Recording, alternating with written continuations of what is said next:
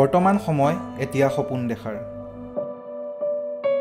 উমলি জামলি সোণালী শৈশৱ উপভোগ কৰাৰ।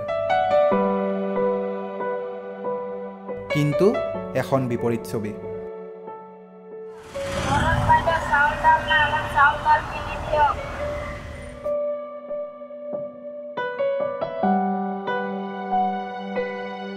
মলিন বস্ত্ৰ পৰিধান কৰি হাতত ভিক্ষা পাত্ৰ লয় এইসকল কোন?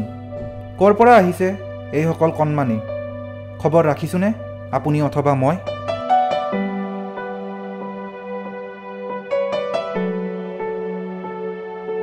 জটিল সন্ধিক্ষণত সমগ্ৰ বিশ্ব কি খাইছে, কেনেদৰে দিন পাৰ কৰিছে এইসকল কণমানিয়ে? কিয় বঞ্চিত অধিকাৰৰ পৰা? কিমান সুৰক্ষিত এওঁলোক? পদপথ উৰণীয়া সেতুৱেই এওঁলোকৰ আশ্ৰয়স্থল।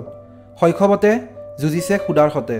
ঠিকনাবিহীন কণমানিসকলৰ কথা ভাবিব কোনে? চৰকাৰ অথবা প্ৰশাসনৰ চকুত পৰিবনে? কেতিয়া পাব এওঁলোকৰ কাম্য অধিকাৰ?